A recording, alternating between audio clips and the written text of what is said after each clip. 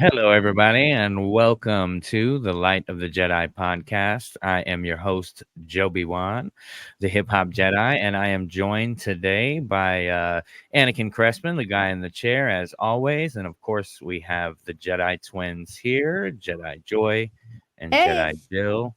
Uh, hello. guys, how are all y'all doing today? How are y'all? Awesome.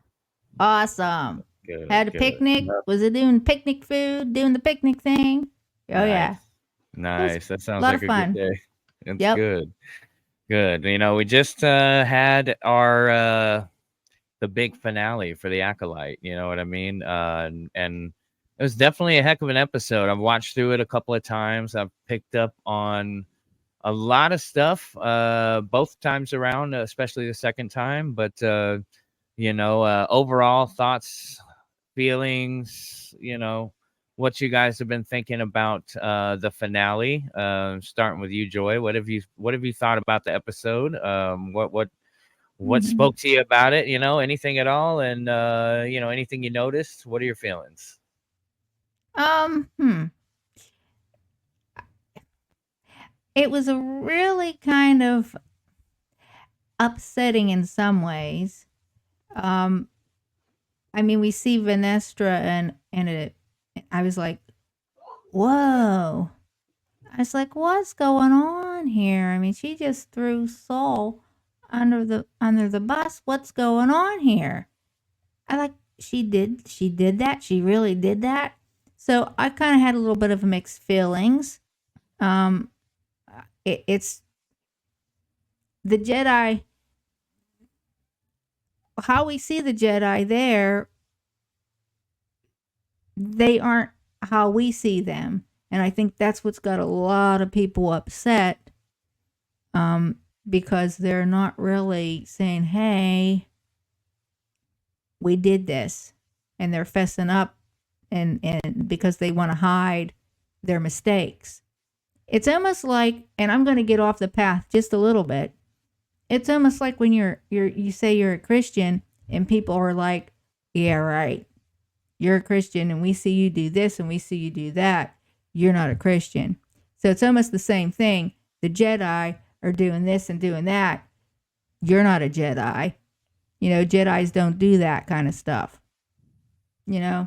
So it's kind of a little bit of mixed feelings, but I get it. I get it.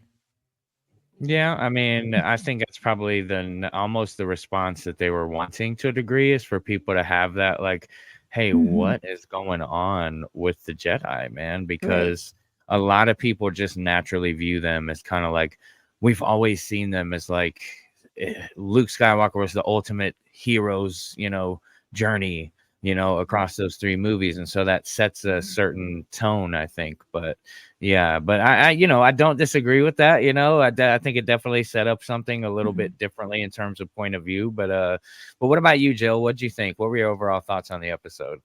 On the episode, my overall thoughts were weird. It was, I mean, there was a lot of stuff that made sense, but again, what Jedi Joy was saying, it's just not what we are used to as Star Wars fans. Not that I'm like, it's not my favorite series, I should say, but it has its moments.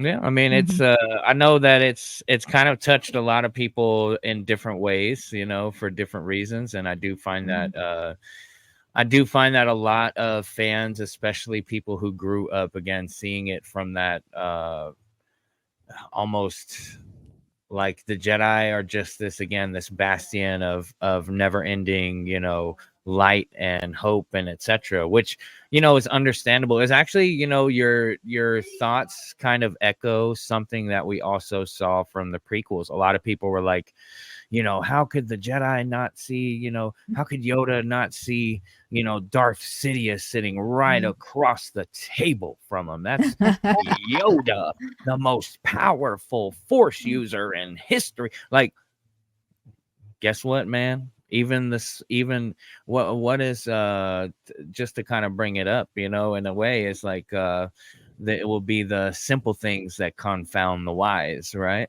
And this little thing just kind of snuck right underneath old wise Yoda's nose. And I mean, this is really that story being told to us and how that might have happened. You know what I mean? Which is, Yeah. it's it was a tough subject back then. So of course, expanding on how that Yeah. might have happened would be a tough subject now. But yeah. But what do you think, Yeah. Anakin? What were your thoughts on the episode? All right. First off, I got to give a shout out to my friend Ian. I didn't really get to talk about it on here, but for the first two episodes of The Acolyte, I got to go see it in the theater. It was the only screening in Colorado. Um, I forget what the theater was. Oh, it was Harkins. But anyway, and I had to work, but obviously I wanted to go like really bad, and he covered me and everything, and he said that I had to give him a shout out, but it's taken me like almost 2 months, honestly. uh yeah, but he's like the reason why I got this poster, and oh whoops, and Woo! I went with my mom and stuff. So Oh, Aw. anyway, yeah, it was awesome. And I was like, we were like the 13th and like 14th people in line, so it was pretty sick. But anyway, I really overall I really liked the episode. It was for me like just another crazy episode. Um, it does feel I kind of feel like everything was Soul. And him doubling down on his decisions so hard, it almost felt kind of like awkward to me or something, or it made me feel maybe a little bit uneasy.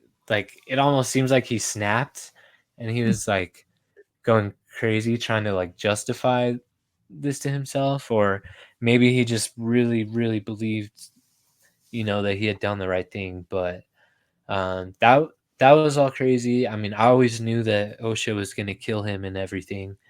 um but overall for the series, I really love it a lot. It's definitely one of my favorite, maybe tied with Ahsoka. I feel like we have to see Ahsoka season 2 first, and then if we get an Acolyte season 2. But if we don't get an Acolyte season 2, I'll feel differently about this episode, just because certain things weren't really explained as far as like Darth Plagueis' involvement and stuff like that. Whereas Leslie Headland said that she wrote this keeping in mind that it might only be one season, and that she doesn't like when other series, kind of write their first season assuming they're going to get a second. But it'll still be okay if it ended like this. But I feel like if they really thought it was just going to be one season, they could have explained stuff with maybe Chimera a bit more. Like, you know what I mean? Like, so is he like supposed to be like a Knight of Ren? Is he working with Darth Plagueis? Like, what's Darth Plagueis doing in the cave? Kind of. I feel like even an extra like 5 minutes dedicated to them could have explained it a bit, if they wanted to do that. But either way, I guess those are my thoughts for now. Yeah, I definitely I was telling them before the podcast that I was kind of already in like at the very first time I watched through the finale, I was kind of in like mixed feelings land about it.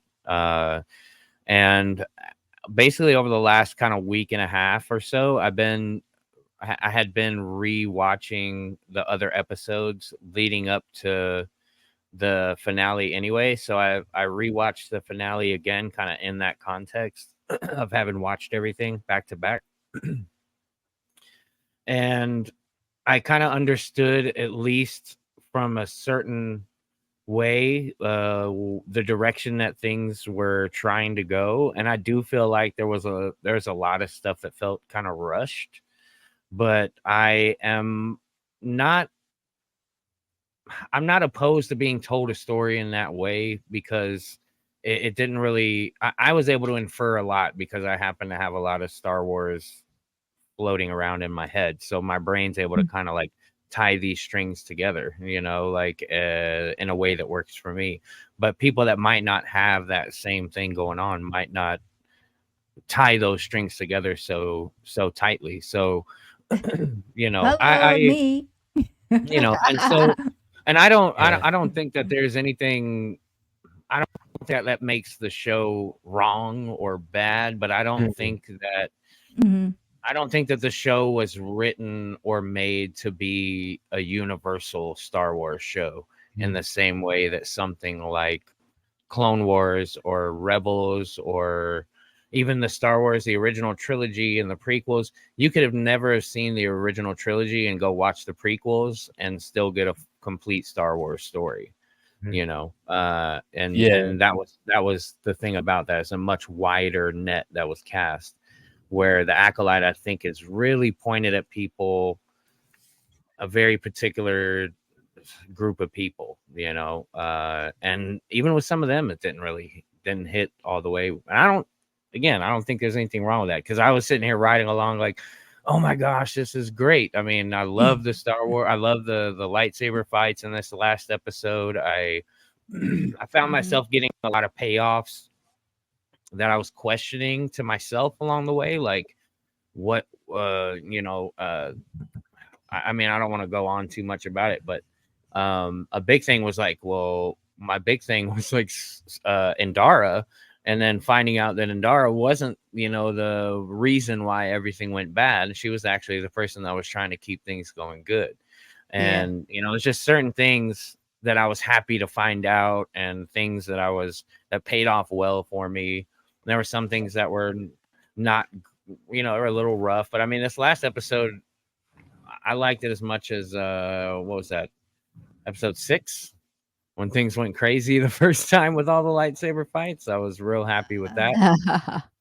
And so in the same way, I was real happy with the finale. I mean, seeing Plagueis and just creating more questions for my brain to go, what could this mean? Like, it's perfect for it. It's almost tailor-made for me, because it makes me ask questions about where it could be going, where some folks, again, they might not sit around thinking all day about like, oh, I wonder how this is going to go with this over here, so but the I don't know. If I was to look at the season overall, and that as a whole, I'd probably give it like 7.8 to 8 out of 10, somewhere in that range. It's not a 10 out of 10, but it's not a it's a respectable date to the prom, I guess. But anyway, so On that but note, go ahead. sorry, I would just say for me, I would give a 9 out of 10. Like, I think it's such a good TV show, but if it gets a season 2, then I'll give it personally a 10 out of 10, which I know seems kind of like, Season know, 2 like, might I know help what make people it. say about that. I just mean that that would just escalate it for me, because I mean, I just want to see what's up with Plagueis and Chimera, honestly. That's And there's it. listen, I know. how many Go ahead. great TV series? Listen, how many great TV series started with a bad season 1? I can think of a lot. I Yeah, can think of a lot of TV shows that I really, that really is like true. that Mm-hmm. didn't start with a 10 out of 10 season 1. Mm-hmm. So, in my Better not be opinion, talking about Ahsoka. I'm not. Ah, I really actually am a big fan of Ahsoka. That's and I'm also a huge fan of the Obi-Wan Kenobi series, which a lot of people kind of dog on. It was great for me, but obviously I'm a huge fan of Obi-Wan. So again, that one was kind of pointed at me. I was a huge fan of Clone Wars, so Ahsoka was just like right towards me. It was hard for me to. I would have to try to dodge those shots, but I didn't want to try. I wanted to get hit in the face with all that awesomeness. That's exactly what I wanted. But that again, Well, that's. Go ahead. Speaking of Ahsoka, here Chimera pulls out the Shoto, the smaller lightsaber, and the bigger one, and he starts using those together like Ahsoka was doing. Mm-hmm. But That was would it kind. still be called the same thing? Because it's shaped different. It's small, but do you still call it that? The It's smaller I lightsaber. think it's a Shoto saber. Yeah, I don't really know all those little fine details, but I did think that the way he was fighting, the style he was fighting was definitely interesting. And then that which we're kind of digging into the next subject line here, which was Soul versus Kymer anyway. Okay. Was that throw, that lightsaber throw, Oh yeah. which is great to see it that way in live action, and then turn around and see Soul do that force repulse move where he just like pushed everything and everyone back away from him. Yeah. And it was similar power to like Kymer whenever he showed up and pushed everyone away the first time. It's very similar kind of vibes, And, I have a question though. Yeah.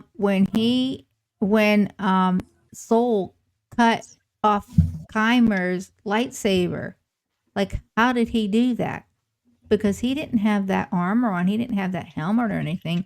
But it looks like he did the same thing that Kymer was doing with all the Jedi when they were fighting against each other, and he was cutting their blade off. Like, do you know what I mean? Lightsaber. He used the same move that Obi-Wan used in Rebels whenever Obi-Wan cut down Maul the final time. It was that same move, and instead of cutting through Kymer, he just cut through his lightsaber blade.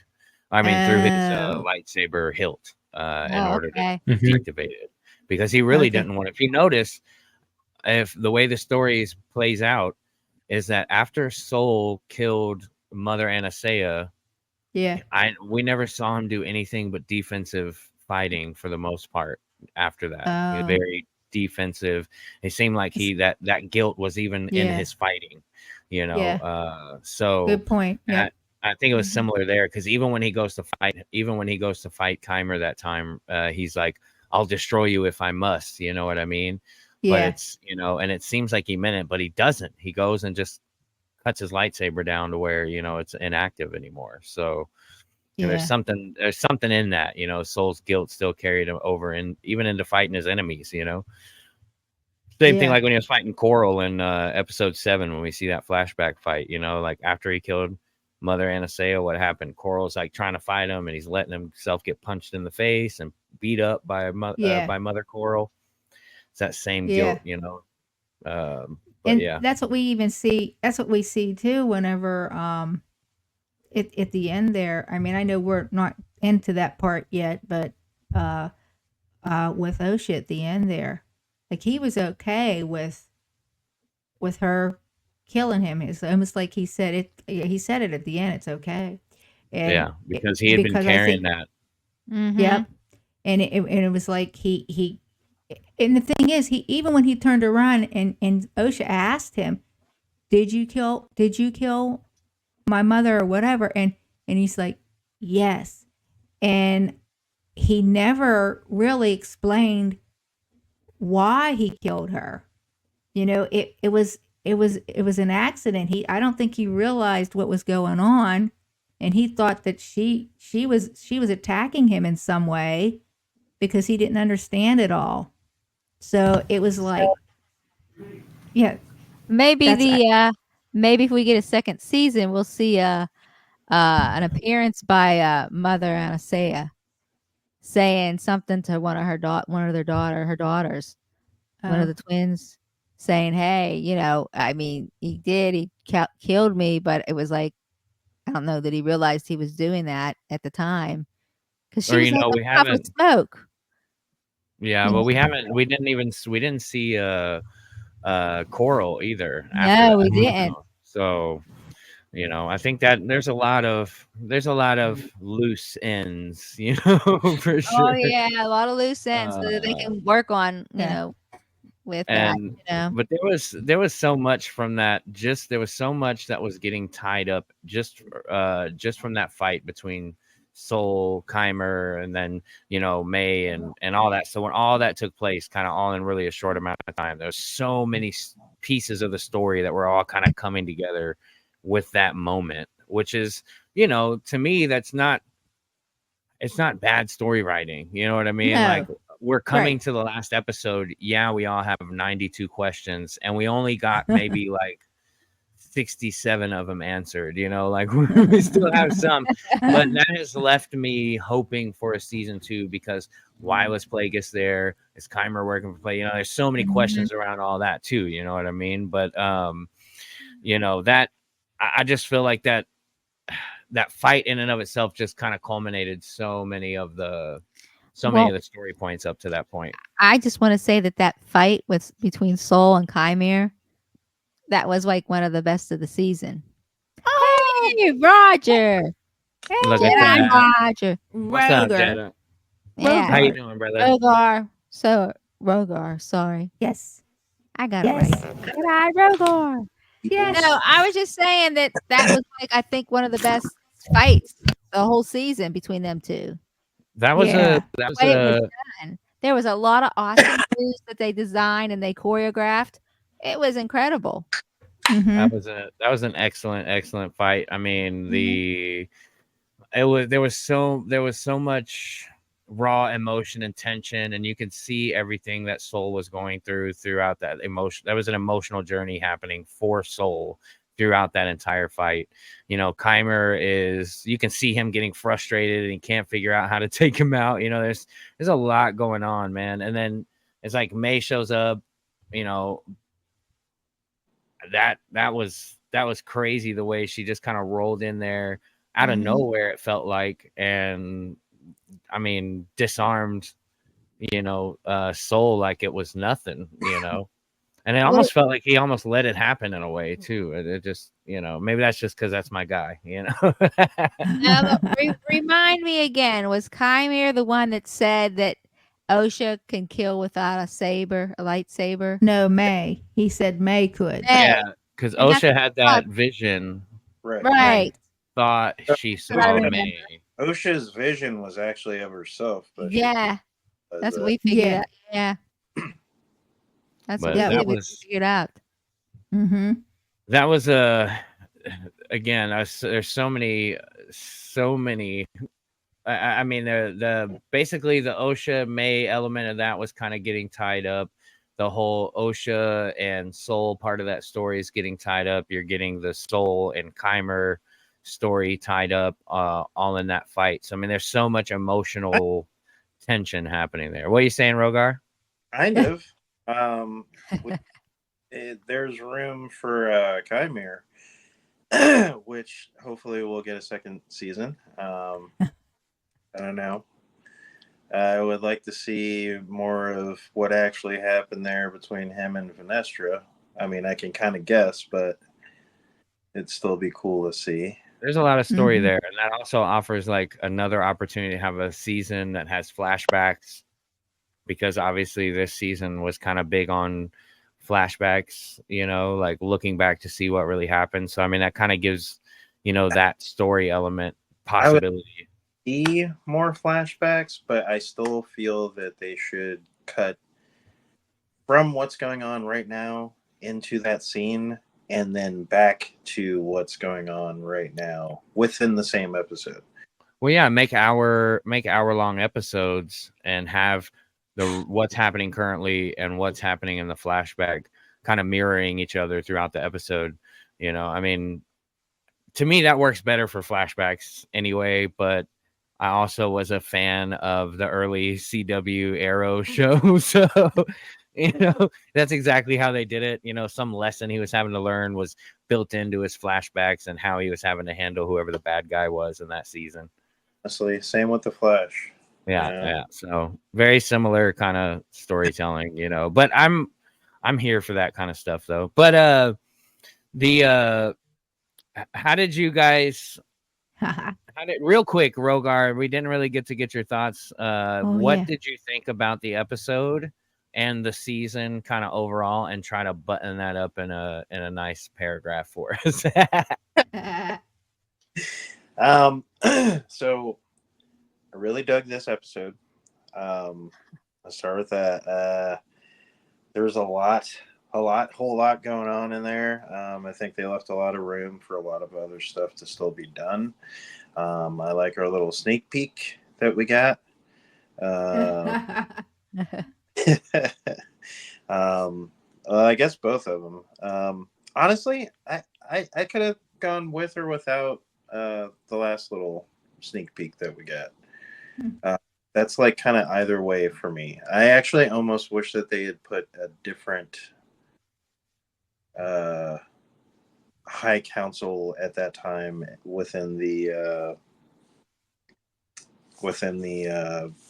that era, basically, within the council. That I think that would have been a little. So we've kind of gotten used to expect Yoda, you know. So, but I really like the back and forth. Still, he does such a really good job with the character, Soul. I really wish there was some expansions that we can get to see his story arc. But I bet they'll probably do like a book or comic the same way they're doing like Kalnaka. Maybe we get a little bit more. But I mean, imagine if you're Lee Jung Jae, at least you aren't like locked in for the next 15 years of your life, you know, to doing Master Soul or something, you know. So he got in, got to do a pretty big role, made everyone fall in love, and got out, you know. I kind of like that. No, just kidding. if I ever get picked for like a role in a Star Wars movie or show, I'd be like, man, can it just be like somebody that doesn't die? You want to be Hondo. Hondo is eternal. I think Hondo will be there forever. He'll just show it no matter who's in charge. Palpatine, it doesn't matter. My friends, you know, you know, nobody can get away with it like Hondo, you know. Honestly, I don't care if good guy or a bad guy, as long as like give me a saber in my hand.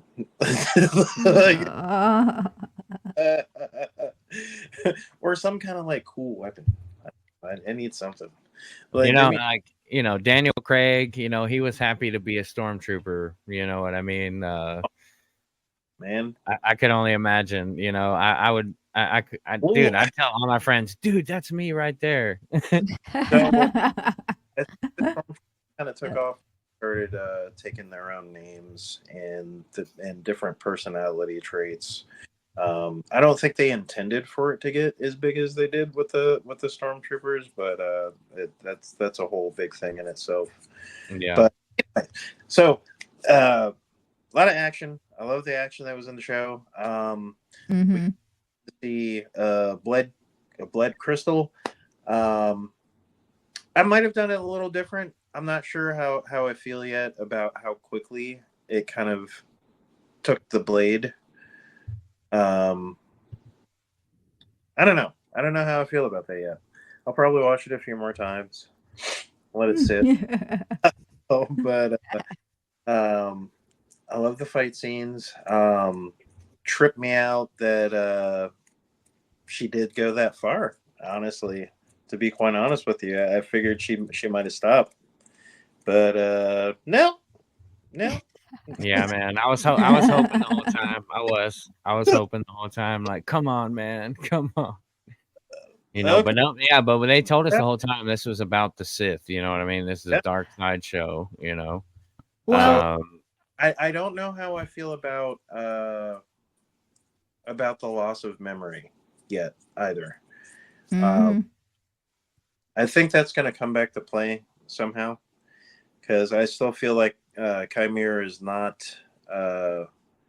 as strong as what we've been shown of him. Like, he's decent. He can take care of himself for the most part, but I think there's still a lot of things that he wasn't taught himself. So I don't know. I think there may be a little with our surprise person. I think he may try to see if he can still tap into what was there remnants that were there. Maybe see if he can get her out of it, or Yeah.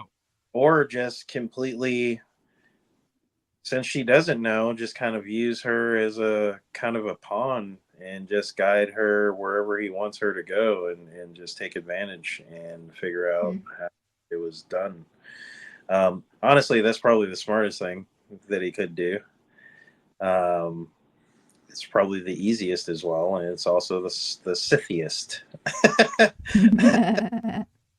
Well, real quick, I wanted to hear how,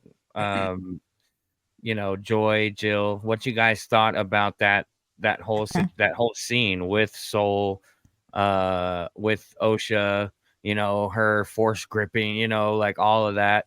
How did you guys feel about it? Did you like how Soul's character was kind of wrapped up, and did you understand that switch for her? Like, how did you feel about all that? Can we go back a second to the Osha and Mace fight? Sure, we go wherever you want.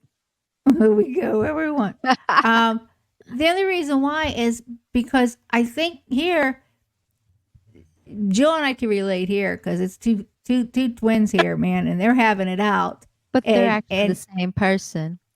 I know, but Go ahead. But in actuality, May starts on it. She gets her going, and she brings that anger out in full swing. All she had to do was say, "Well, Soul killed our mother," and she's like, "What?" And that was it right there. She lost it. But they were bickering and they fought and they fought and they fought. And that's kind of what we do. You guys don't know that about us, but we bicker. We'll bicker and we'll bicker and we'll bicker. And then, 5 minutes later, we'll be like, oh, la, la, la, la, la, and we're okay then, And it's almost like that's what you see. You see them bickering and fighting and really going at it hard. And all of a sudden, you see May show up. And May starts on Soul. And then here comes Osha, picks up the lightsaber, and she starts on him, and it was like, whoa. I don't even know where that came from. Like where all that force power came from, because she wasn't indicated. It wasn't indicated that she had been practicing or doing anything over all these years. But all of a sudden, she has all this force power. That was what was shocking. And it was shocking to me that she did go and follow through with it. I thought, oh, she's not going to let him die. She wouldn't do that. Yeah. I think she still every now and then practiced a little bit. It was kind of like when they were kids, when she was in the tree. Tree. So if you notice, there was still even a difference between the two back then. She was more reserved with how much she wanted to use the force or the thread, as they call it. But she was more gentle with it. She was. I don't think it was that she couldn't really do it. I think she felt almost felt wrong. You know what I mean? For using it, she felt like she was abusing this power, and she kind of expresses that to her sister when they're young, even. But I think she's a lot stronger than what they've shown that she is. Yeah. I don't think the issue was with her saber skills either. She might be a little out of practice with the saber, but I think her main issue was being able to detach, kind of like the Jedi Order would like you to do with your your life, really. Just severing the ties so you can take on this great responsibility. And I think that was her main issue, is that she couldn't make that separation. So I have some thoughts on that whole issue. I mean, I agree with kind of both you guys. here's the thing. I think that she just had all of that anger. Yeah. And it was just built up big time. Mhm. And May has drawn, and it was just, and her anger thought it was, she had it. Yeah. She had it directed to like not liking, she had hatred for May. Yeah. Osha did. She was like, And now she realized that wait. wait. You didn't do it? Wait, whoa. Right. Oh, this guy did it? This guy that was acting like he was my dad? Most of this. Say what? What did you just say right now? Yeah, so she's got all that anger turned around now, and now it's Saul, who she thought she could trust. He's a Jedi, you know. She really looked up to him, and now it's like all this anger's all towards him. And so like she goes out there and she faces him, and it was like, that's it. And she couldn't control it. It was like Right. Sith right there. Sith coming in, man. All of that negative energy. I wanted her to stop. I know. I did too. I did too. I did too. I was like, Yeah. no. I mean, her entire existence, though, from after that point in her childhood, was based on a lie, Everything. and she could never really access any of that power until she accepted the truth of what was really going on and what had actually happened. That was how I read it. Was not that she wasn't strong. And after my rewatch of everything, I read it as she was basically living a pretend life. Like, even being a mechanic, she was just going through the motions. You know, her buddy's like, "Hey, what are you doing? How come we didn't see you the other night?" And she's like, you know, my life's none of your business. You know, stay out of my way. You know, like, she's just brushing off and just kind of going through the motions of life, and kind of being a zombie a bit, because almost everything she's known and everything about her existence has been a lie told to her by Soul that was kind of helped put together by Indara. And we see that kind of same storytelling continue through Renestra, who wants to try and protect the unbesmirched reputation of the Jedi. And you know, and that's what ultimately leads to its downfall, is because you have all these people who aren't willing to discuss and talk about their obvious glaring issues, and you know, missing the things that are, again, right, just past their nose, and they can't see it. So, you know, and that was, I think, why May and Osha were so, why Osha got so angry in that fight, is because she's facing this truth that also she doesn't know if that can be true, because everything she's been told now is a lie. And now she's she was very, very, very angry, like full of anger, and the feral scream, all that stuff where people are saying Amanda Stenberg can't act. Bro, she acted in that scene. She really acted in that scene. And when she was holding that lightsaber and it turned red and she's staring out, like, you could see the actress in her then. You know what I mean? It wasn't just it wasn't some wooden performance. You know, my acting issues came from, like, I wasn't a huge fan of Renestra actually and her acting until we got into the last episode. And in the last episode, as soon as she hits the planet, feet touch planet side, she looks up, senses out, and she goes, "You." As soon as she did that, I was like, oh, there's the real Venestra. There she really is. She's been walking around with this veneer of, we're perfect, we're fine, there's nothing wrong. And in the background telling her assistant, like, "You mean to tell me you let him go in there?" You know, like, we're seeing the backgrounds of, like, it's just like in a corporate office or something. Like, why did you let him in? You know, it's the same kind of thing. You know, you're trying to hide this corruption, you know, from a corrupt Senate, no doubt, you know, also a bunch of lawmakers. So it's, I don't know, like I said, I know it doesn't shine well for the Jedi, but it in the context of everything that we know historically, it makes sense, you know. But seeing Soul go down was so heartbreaking. That was real. It was so heartbreaking. Mm-hmm. But like, no. But yeah, and the reason I brought up Vernestra is because I that was actually one of the most interesting parts. I mean, of course, everything that happened was all the big story points that got hit were great, but kind of the more intriguing and interesting stuff was kind of surrounding Vernestra, because that kind of tells of the what could be going on afterwards and what's been going on in the background. And you know, part of me wishes we got more of that senator, you know, because he did really good too. That was intense, man. That was intense. Vanessa was really good. She avoided all his questions. You know, that's the Martian.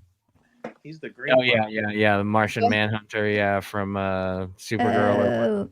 Oh, didn't know that. But he's a really good actor. But I liked her character, honestly, Vanessa, because you can see a little bit of that poking through a little bit earlier on when Mock comes in and she's kind of telling him, she's like, "Well, get him back on the comms." We can't. yeah, for sure. Okay. For sure. And let's get my stuff ready. I have a question. The when after the fight, after OSHA kills Soul,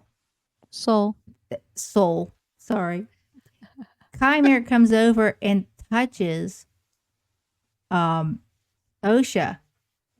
And she gets all upset about that, pulls out the lightsaber, and then it turns from blue to red. Yeah, the crystal. Yeah, the crystal. Yeah. Right.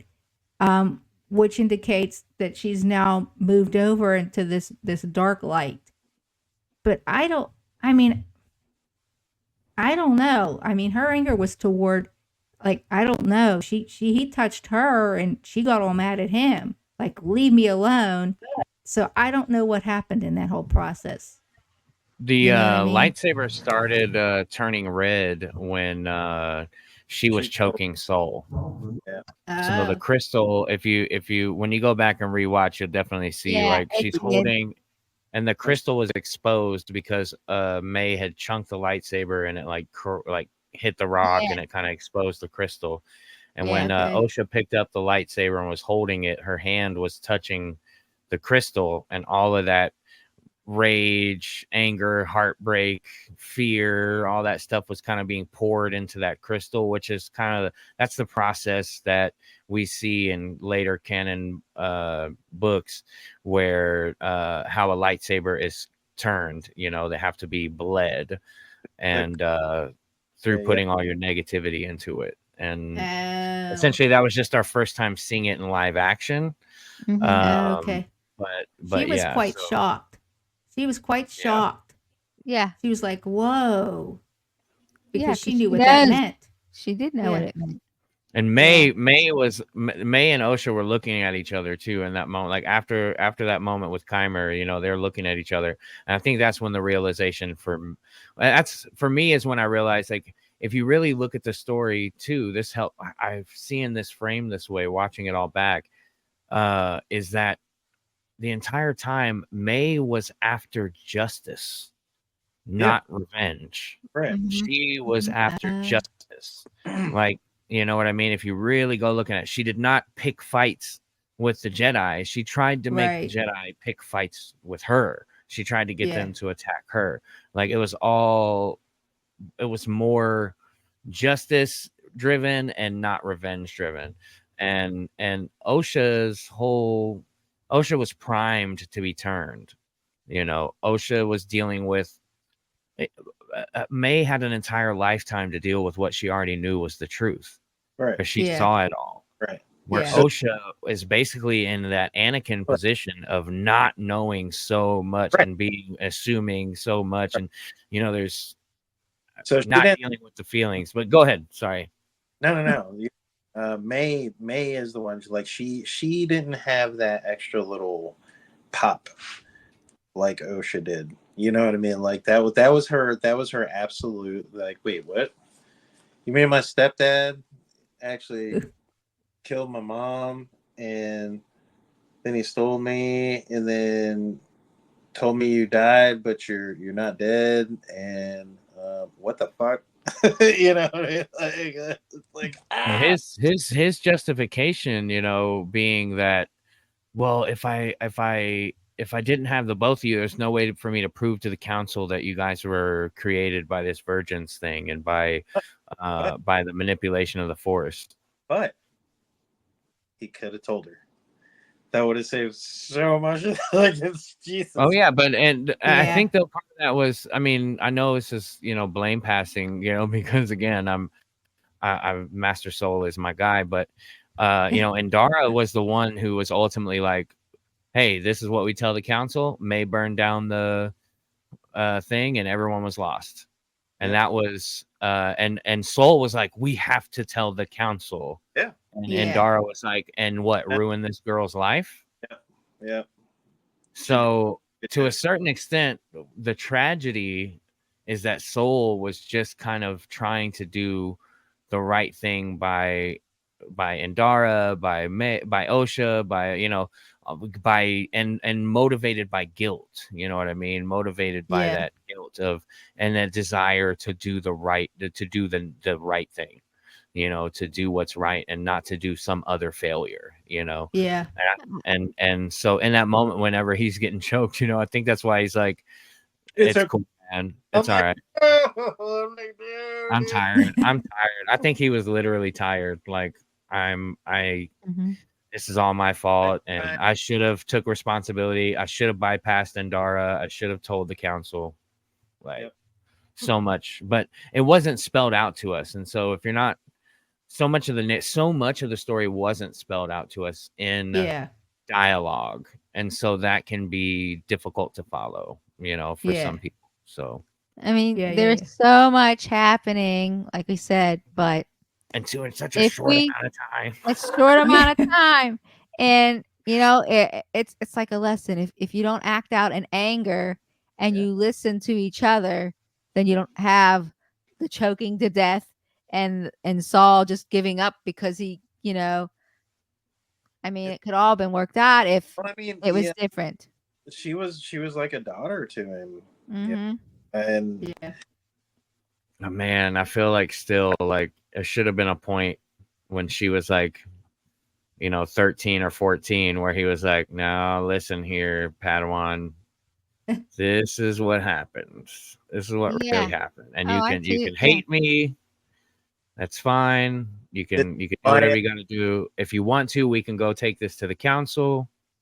If you want to keep this between us, we can keep it between us, and you can be angry at me for whatever you want to do, we can do.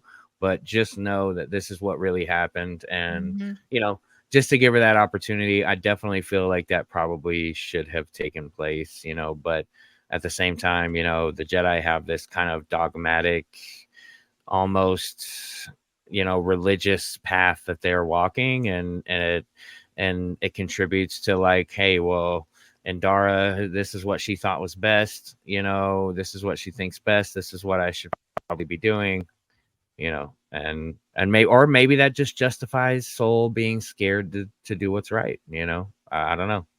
What do you guys think about that? A little deep there, right? Yeah. Oh, but wow. It's again, there's a lot. I'm not.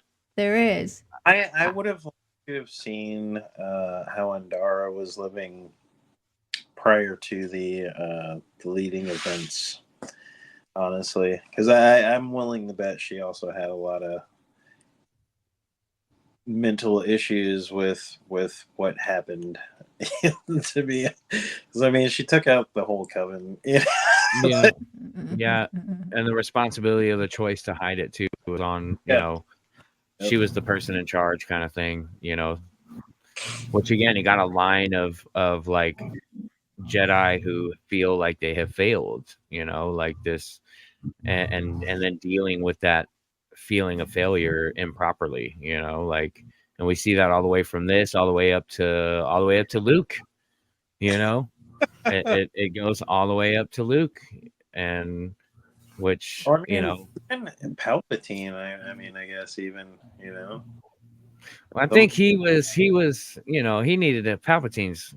you know, that guy needed to hide out so he can, get a couple of decent clones going, and you know, that's a conversation for another day. I can talk about the sequels.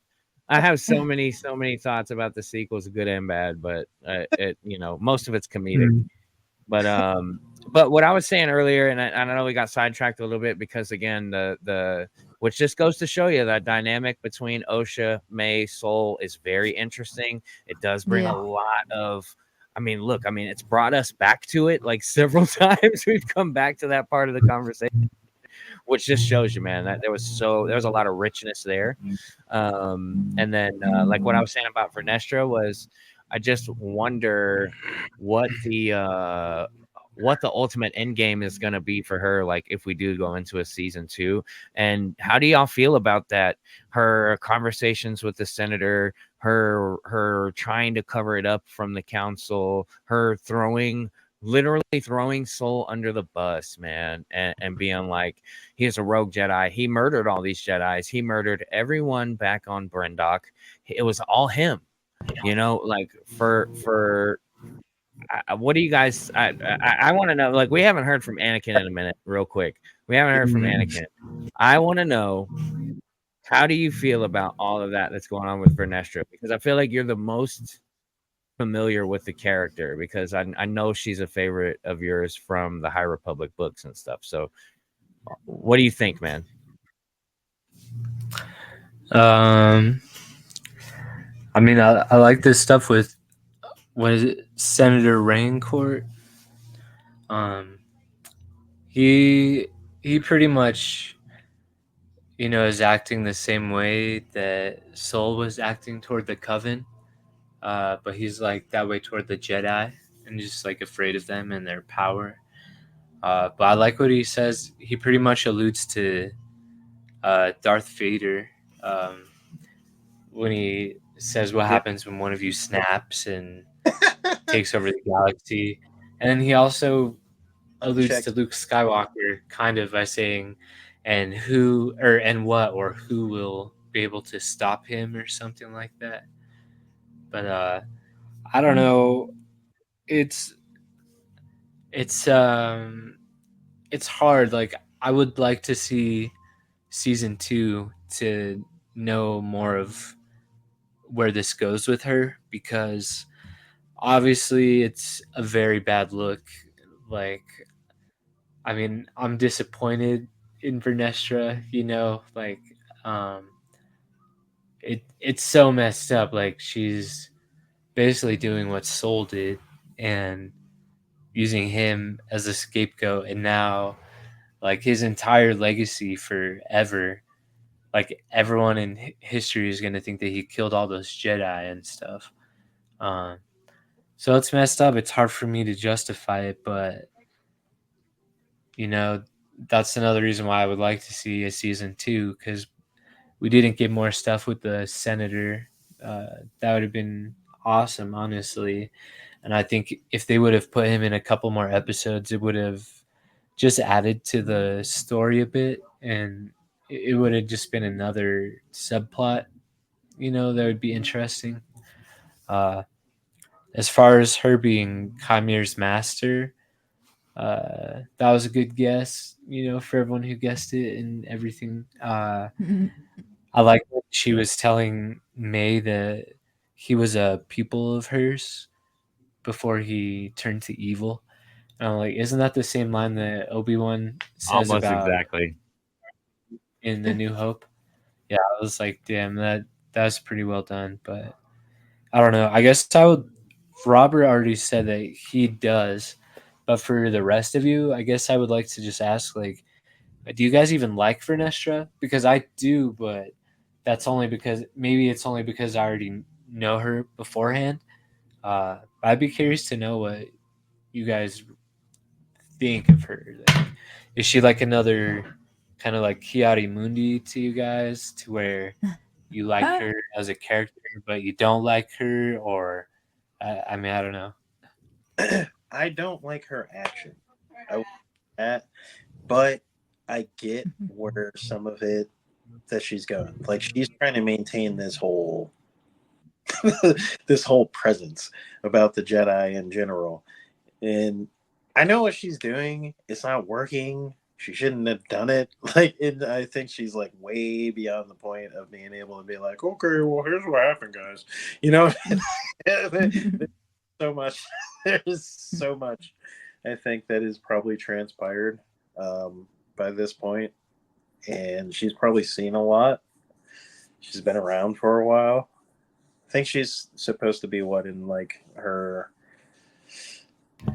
little over 116. Yeah. Yeah. So Wow. she's been Yeah. around for a while. But I she's still a diehard, you know, because she's trying to maintain that presence, man. It's like she's like, Jesus Christ, my damn kids are out here in the galaxy and they're messing stuff up, and I got to cover all this bullshit up. Damn it, these corporate percentages are not be good right now. I gotta, you know what I mean? Like, she's trying to maintain the whole balance between the Senate and the Jedi Order, and maintain that look. But it's what she's trying to maintain is a facade. You know, that's the thing of it, is that whatever she's trying to maintain is kind of like Absolutely.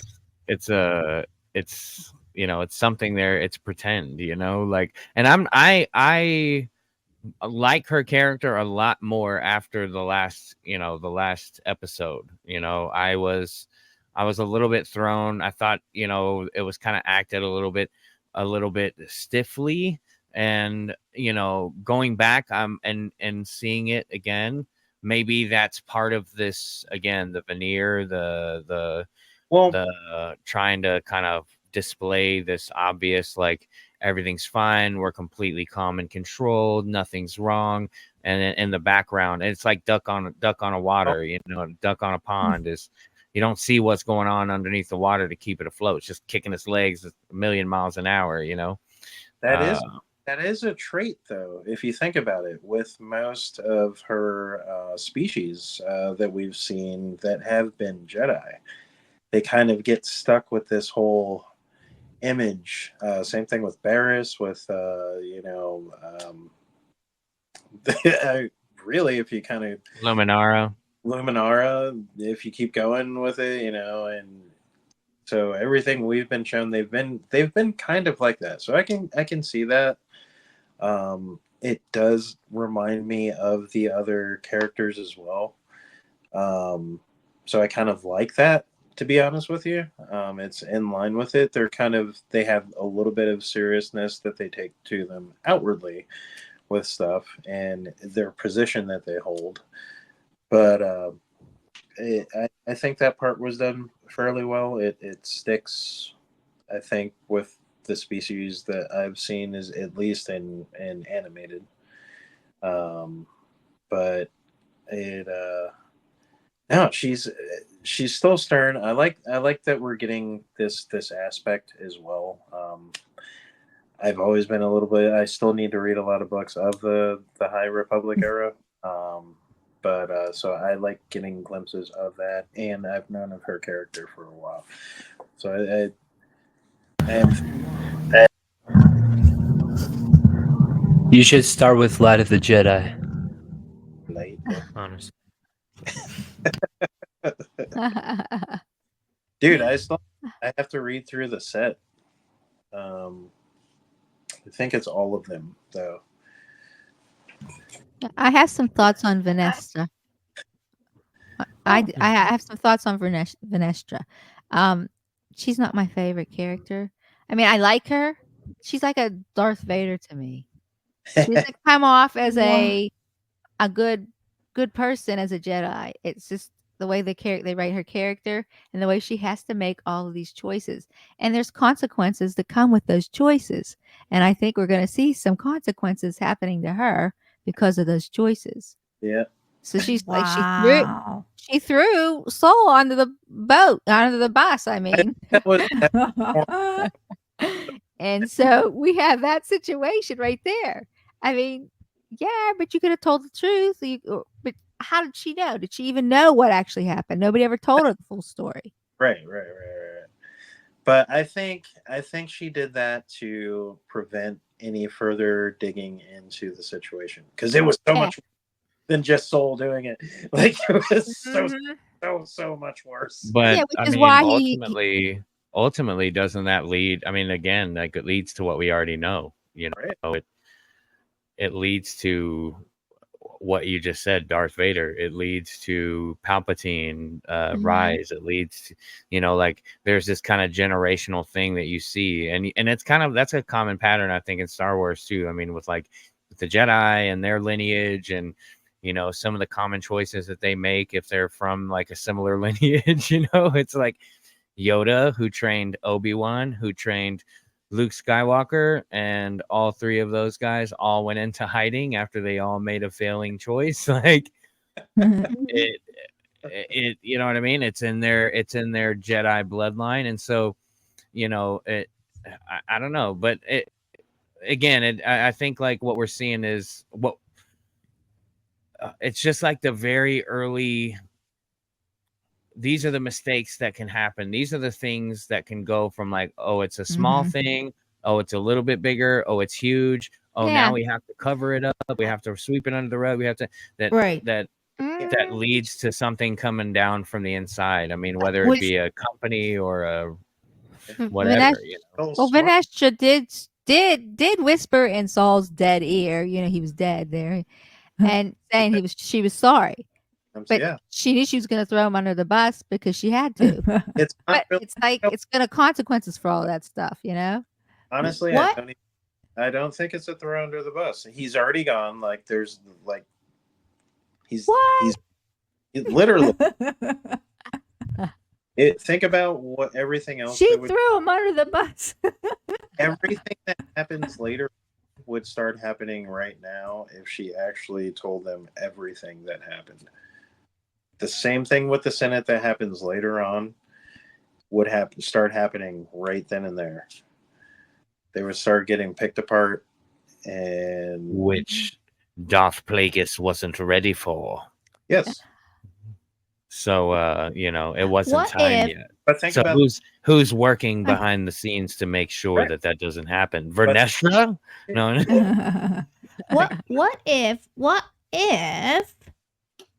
we have season 2 and we see finally Vanestra and Chimera talking, and Chimera gets in her head and she starts to turn to the dark side. I think that Mhm. I don't know. I think season No 2 way. happens. Yeah, I think season 2 happens. It's gonna be a hunt. It's gonna be Vernestra hunting after Chimera on the low, keeping it from Yoda, keeping it from the Senate, and then that's gonna be the thing that has to get swept under the rug by whoever the next person is up the ladder. Whenever Vernestra gets to critical mass with that problem, at least, and I could be way off. You know what I mean? but Oh, that would, I don't think so because she wants she wants to find her she wants to find Chimera with May. yeah, We got to find him. think about this too, though. This was actually fairly smart, right? So if they can start like piecing in certain things, we can kind of do like a lead in all the way from like say, I guess we're at the oldest point now, so it would be like the Acolyte and/or and then you go into like well, actually no, you take that in later, but the Acolyte, and then you go through like season episode 1, and then run that through. You know, you got Rogue One and Andor in between there before you get to the originals. But yeah, that was actually pretty smart if you think about it. In that, we need that gap though. Like you say, like if we were to watch, you just sparked this in my brain right now. If we were to watch the prequels, like or watch the Acolyte series and then jump straight to episode 1, 2, 3, like we would go from seeing Plagueis in a cave, like what's going on over there, to have you ever heard the tale of Darth Plagueis? We would go straight Right. to that. We would go Right. straight to that. So Right. there needs to be this there is a story to be told in the middle. And I Yes. think the way that this show was put to us gives that opportunity to happen. Like they're almost shoehorning it in. Like, now we've given you Plagueis. What are you gonna do? Tell us we don't like the show. Don't give us any more. You know? Like, no. I think we'll probably get a season 2 or a continuation that is a different series. Like, okay, now we're gonna get the story of Plagueis, and maybe they jump ahead 20 years or something. You know what I mean? Or 10 years, and we get told in an episode, okay, this is what happened with May and O. This is how I learned this, you know, this is how I learned this power. And maybe they go back and look at it, you know. Who knows? Maybe we don't get a direct Acolyte season 2. Maybe we get a new show or a new movie or some other media to just fill in that gap to tell us that story, you know. Which now that we've seen live action Plagueis, it's just going to make the fandom want to have Yeah. more Yeah. live action Plagueis. So, So you want to hear a guess? So what if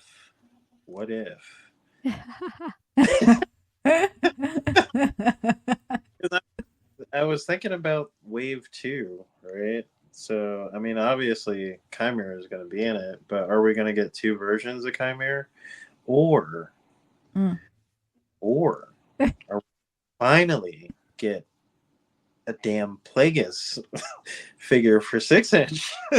we'll get a Legends version first, and then they'll have the mold for season 2 Acolyte version of Plagueis. That's what'll happen. You know, they'll give us the publication version first, and then they'll have the mold ready for us for you know, so that way they can make us buy Plagueis twice. Yeah, right. Oh, Yeah. kind of mean like Palpatine with the you know, with the Luke body. Oh yeah, Palpatine on with the yeah, the new Oh yeah. yeah. That was, I mean, hey, but at least it's gonna be super articulated, you know. It's gonna be super articulated. Fair. Yep. But you know, speaking of, real quick, just because we are approaching an hour and 10 minutes so far into the podcast, Yeah. and we've touched on just about everything, but I don't want to miss too many more points here. So we discussed a little bit about Plagueis. Were you guys okay with how did y'all feel about seeing Yoda? Do you think that messes anything up? Do you think that adds to the potential of, Well, hey, what's gonna happen, or what do y'all think about that Yoda Well, reveal? he's not. I think he's too old for that point in time. He looks like he's from. He looks like he's from like Return of the Jedi. Like he's like further into the years. The Clone Wars, he even had more hair. So it's like weird how agree. they. I mean, Grogu's 50 though. Yeah. Yeah, Grogu's but almost 60 actually by season 3, and he's still a baby. yeah, he doesn't have any hair.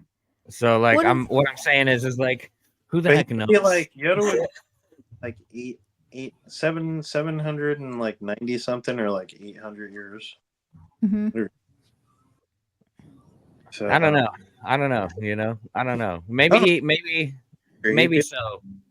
Maybe he is a little too old. Maybe his hair is a little too gray.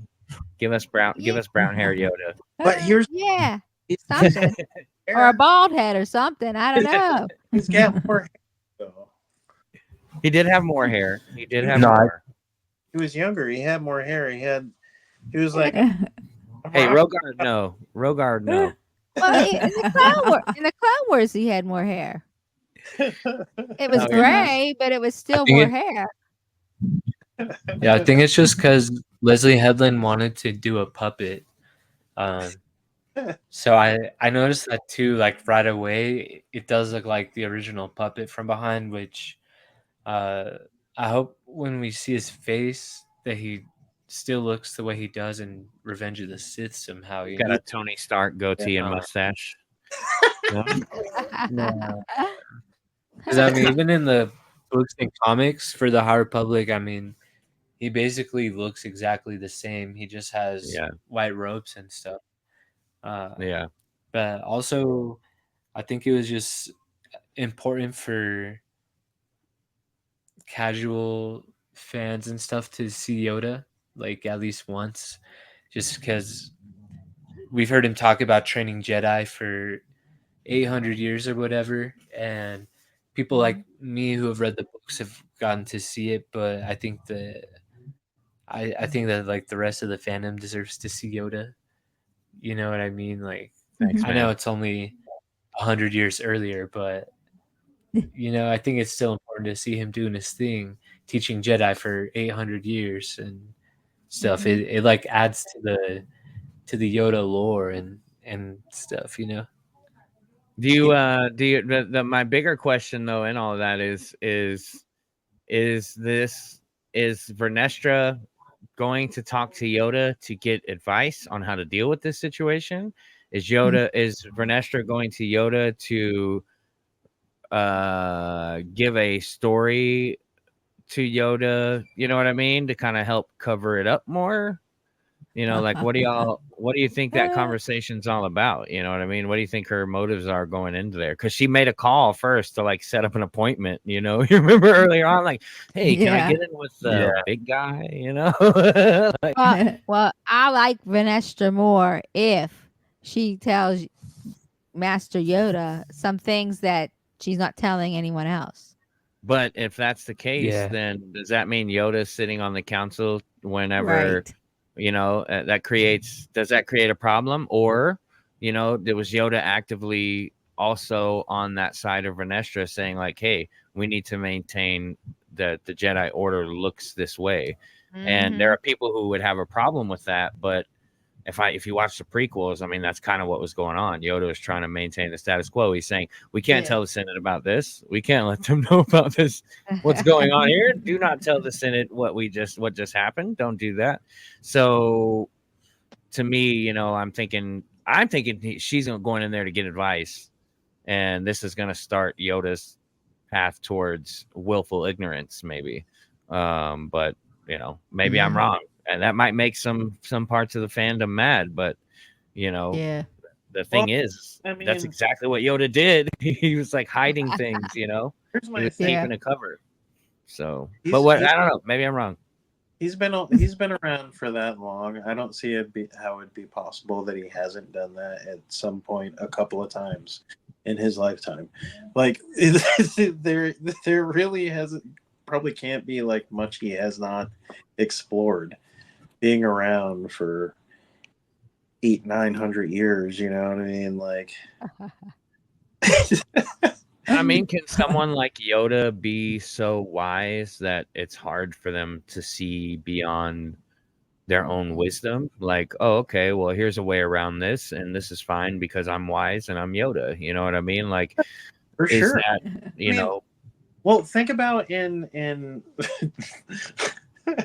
think about later on, okay, when he's in Dagobah. Like, he has kind of like lost it a little bit, he's like around with R2. It's like, no, mine. mine or help you? I will not. He's like a 5-year-old. He's like, but I mean,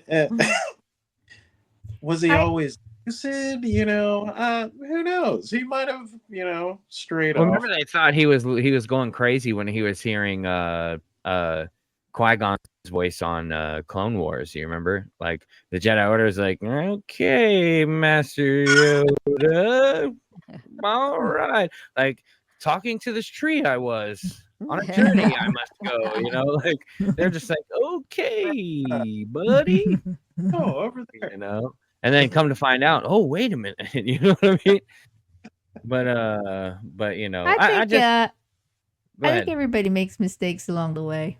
I think Yeah. they and it's like the saying 2 steps forward, 3 steps back.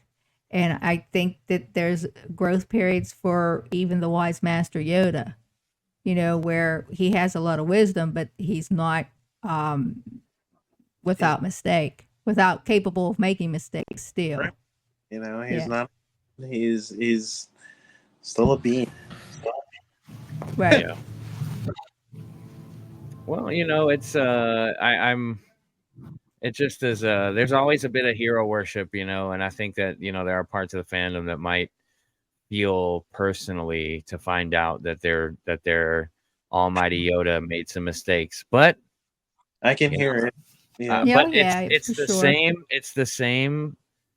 It's the same people that were disappointed in Luke. For turning on his lightsaber Oh, and momentarily considering slaying his nephew. It's the same. Seeing that is shocking if like you grew up going, Luke Skywalker is all good only, and he could never possibly make a mistake. He's the bastion of hope and light of the galaxy, and you're like, oh wait, that's right. He was a little bit of a little bit of a brat sometimes too. He was, Hey, you know. well, I he mean, still is all that stuff. No, you're right. You're right, Anakin. You're absolutely right. He still is all of those things. I'm I'm just please playing. don't. I'm too old to get into a fight, but but what I'm saying is like I know it can be hard it's like in the real world when you find out like something devastating about your favorite actor or your favorite whatever athlete makes some big mistake, and you're just like, wait a minute, is everything I Yeah. know about them but it's realizing that like they say in a way, it's like, don't meet your heroes, because that's when you realize like, oh wait a minute, they're just as human as I am, you know what I mean? And Yeah. they sometimes don't want to go to work either, and they're going to sometimes get a little snappy with their students. Yeah. and But Yeah. I saw the perfect meme, by the way, when you were talking about that. I already know what's going to happen. So if that does actually happen, there's going to be that clip that happens with Yoda, and then people are going to swap in Christensen's face. Liar! I know, man, I know. And that and I mean, it's the same thing with like Obi-Wan. Like, people have a hard time believing Obi-Wan would hide in a cave and whatever. Same thing with like, why would Luke run off to some ocean planet? It's, man, like, for anybody that's dealt with anything that they view as like a deep failure, Well, you can look at that and go, man, I really it's probably a are you, good thing I didn't have an island planet I can escape are to, you, because I would have thank never you, talked to anyone again. thank you, thank I'm you. too You- embarrassed. Listen, if that option actually existed right now, do you know how scattered people would be across this galaxy Like, already? hey guys, peace. You're like, "No, I'm done. I'm done. I'm done with everything around here. Fuck it. I'm leaving planet." Yeah, it's Like, it's a definitely inherent human trait, and not everybody is that way. I mean, not to say that, but I think when you're carrying around the pressure of the galaxy on you, like, and you make a mistake that you view as that big, like, I think it's natural, you know what I mean? Like, I would assume, I've never had that kind of responsibility on me, but even the small bits of responsibility that I do get, sometimes I feel the weight of it, and the importance of it, and it can be pressurizing. It can be it can cause the best version of me to come out most of the time, but it can occasionally, especially if I haven't had enough sleep or maybe I've been going through something, I'm not always going to respond the way that I would love to see myself respond. And so I think seeing our heroes hey kind Joe, of be human help us, or at least for me, it's cathartic and therapeutic to me, but I don't know. Joe, that's called having kids, man. I'm telling you right now. Oh, okay. Okay. Maybe one day. Maybe old Joby Wan will get himself a little Padawan one day, But anything else that we didn't cover, guys, before we move on? I know we want to talk a little bit about Black Series figures from this, or other figure things or whatever from this series. But was there any other parts of the episode or anything that we may have missed that y'all want to bring up? Yeah, just about Darth Plagueis. If we get a season 2, I definitely would like to see if he connects to the show through Osha and May being created with the Force. Because when Soul says that to May in the episode, Chimere like stops and looks at him. So it's like maybe it's because he knows that Darth Plagueis would be interested in that. And Palpatine says that Darth Plagueis could influence the midi-chlorians to create life. But I don't know. I think that would be an interesting angle for season 2. It's honestly probably the thing I'd be the most interested in. Yeah. Like especially now that most of the characters are dead and everything, except for Vernestra, Osha, May, Kamir, and Plagueis, and Master Yoda, of course. Mhm. But that's about it for me. Star Wars right now.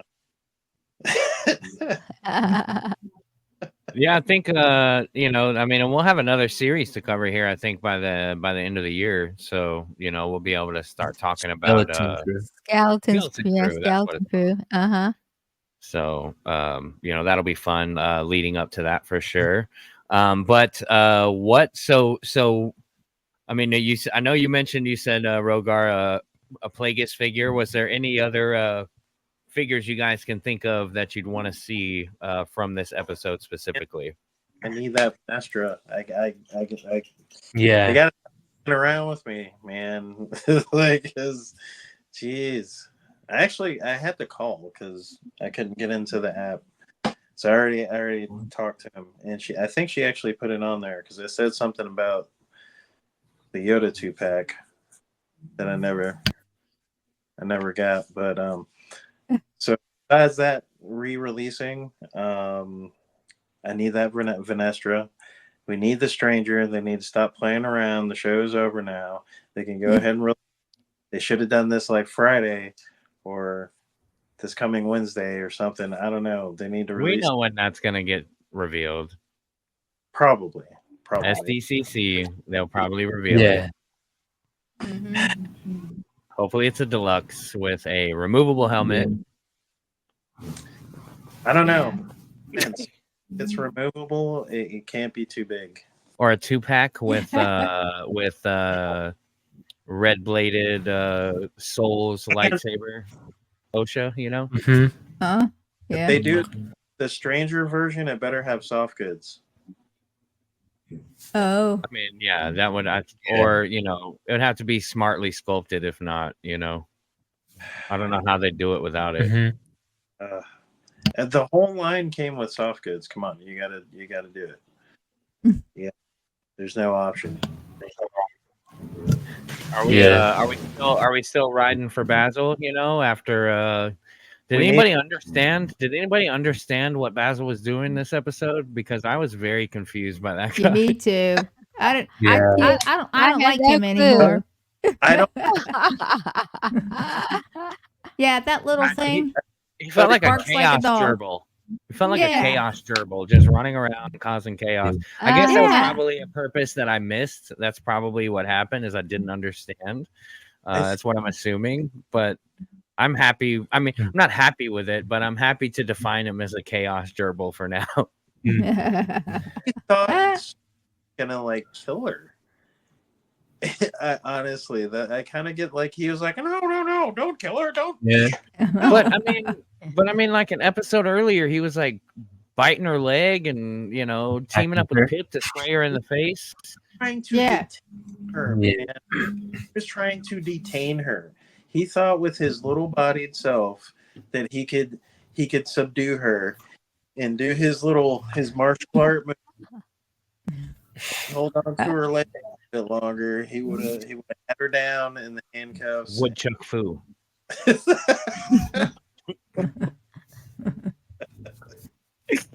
Yeah. Sorry. Honestly, I hate to say it, but I don't really care about Bezel or Pip. Like when Pip almost died in episode lost my love 5, for Pip. and she was like, "Sorry, Pip," or "I love you, Pip," or whatever. I just didn't. It didn't connect for me. I didn't feel the emotion. I think they just thought that I would love Pip, like just because. But I would still like to buy like a little replica or whatever. But Then it worked. I guess I also just definitely definitely Vernestra in her Senate gown or whatever. It's so beautiful. I would take like a Hot Toys version, honestly, and put it in my High Republic display. Make it rain. Man, Yeah, and then I think if they don't do another season, we'll definitely get a Darth Plagueis figure, but it'll take like 2 years. And then even if we do get a season 2, I think that they might wait until season 2 to do it, and then it'll be like Luke Skywalker, The Last Jedi situation, where he'll probably come with no accessories or anything. I think no. we'll get a publishing I still line want it. version. I still want I it bet we so bad. I bet we get a publishing line No. version. We just got Joris Sabayoth or whatever It's his name basically is. the same thing, though. It looks like the same exact thing. So that's what I mean. I You know, guess they're you gonna can't want really us to buy it twice. Yeah, Uh, I need to read and that. do you guys know? Me too. This is gonna be my next book, but do you guys know what the San Diego Comic-Con Black Series exclusive is, or has it Yes. not been Yes. announced? The mall, you Yes, mean? it's the mall and the Sith speeder. Yep. Yeah. Yeah. All right. Yeah. Yeah. I need to That's find somebody that can get me that stuff. Instead of waiting for it to come out on Hasbro, you know? It's gonna hit Don't Hasbro. worry, you'll Pulse. be able to get it Probably It hit- will. It'll probably easily. hit Disney. Yeah, it will. We're I'm gonna gonna- get 3 malls at the same time, y'all. Do you realize that? We're gonna get 3 of the same exact mall Yep. 3 Oh. times, just in different ways. We're getting in the 3-pack with Oh. Obi-Wan and Yeah. Qui-Gon. We're getting it on the Yeah. Sith speeder, and then in a single Oh. release. Yes. Oh yeah, Mhm. that's true. Print We and can't say it again, Rogar. Start from the beginning. The speeder mall is different for one reason, and the only reason that is on the waistline. It's soft goods, so you can sit on the speeder. Okay. Oh. Oh. Okay. Well, I'd like to have the soft goods, so if the speeder looks fine just the way it is, I'll take it. I like soft goods. If I will get that one, because I have already printed that speeder, like cheap. Oh. I already have so Wow. many malls. If I buy, Show I'm already getting the 3-pack. I don't know if I can make myself. I'm just gonna be like, hey, Rogar, please print me a Sith speeder, please. You know, but I honestly want that one because it is a nice throwback to the 12-inch version. They have one at my comic shop that it's like the old one that came out, and it looks really cool, you know, in that 12-inch version. So I mean, it makes me really want to get that. And then what's going to happen is I'm going to have all 3 of them later, and y'all are going to be laughing at me, be like, Joe, go watch episode 7 of Light of the Jedi. You know who made You need to get the figure arts, bro. Look at Oh, that. that's nice. Oh So yeah, sexy. that's nice. Nice. Sorry. Did Showing a- off a little bit. both right for his blood fin. That thing is retardedly expensive right now, but they did do a 1/12 blood fin Fort Mall. Oh, Yeah. or SH. figures? Yep. Wow. That's Well, guys, are there any other figures or anything that you want to talk about from the show? Anything else that you want to see or that we want to cover from the Acolyte before we officially move on? one of the witches. Actually, give me 2 of the witches. Oh yeah, I'd take Mother Anastasia and Coral. Actually, I Both would of- take both of them. Both of them. 100%. And give us the twin, the young twin. Oh, Yeah, the young that ones. That would be Yeah. cool. That would be cool just for like world building to have on the shelf for the Mhm. Acolyte for sure. Mm-hmm. But yeah, absolutely. All right.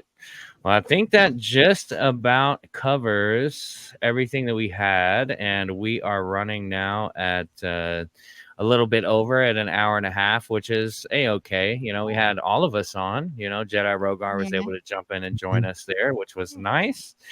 But we'll say to for all of us all of you that are tuning in to the podcast, definitely feel feel free to follow us on the Fan Force Alliance. If you're not already following Jedi Joy and Jedi Jill, you can follow them at the Jedi Twins. Jedi Twins are on YouTube and on Facebook. And where else are you guys at? Are you guys doing TikTok and Instagram and all that too? Instagram. We're on Instagram. And so there you go. And then Rogar, you're our cosplayer, prop maker, Jedi master. Tell us, I know you're on Instagram and on YouTube. Is it Jedi Rogar? Yep, on Instagram and YouTube. Those are my only ones for now. So, but yeah, that's where you can get a hold of me. And this is Anakin Crespin's exclusive home right now. It's the Fan Force Alliance. And he's even been working on some ideas for some videos and stuff he's been telling us about. And I was telling before the pod that I am going to be working on an episode of Tongs Days, Am I Right? With Ryan Speaks Geek coming soon. So we're going to have a nice guest spot on Tongs Days, and Ryan Speaks Geeks will be joining me. So that'll be great. And then you guys can follow me on, I'm Joby1, jo3.b.1. And you can find me on all the music streaming services, YouTube, Facebook, Instagram, TikTok, all the above. And we so appreciate you for following all of us right here on the Fan Force Alliance. Guys, thank you all for joining us. Anakin, Jedi Twins, Rogar, I appreciate you guys for joining in on the podcast today. And for all of our listeners, may the Force be with you until next week. Much love. We'll see you then.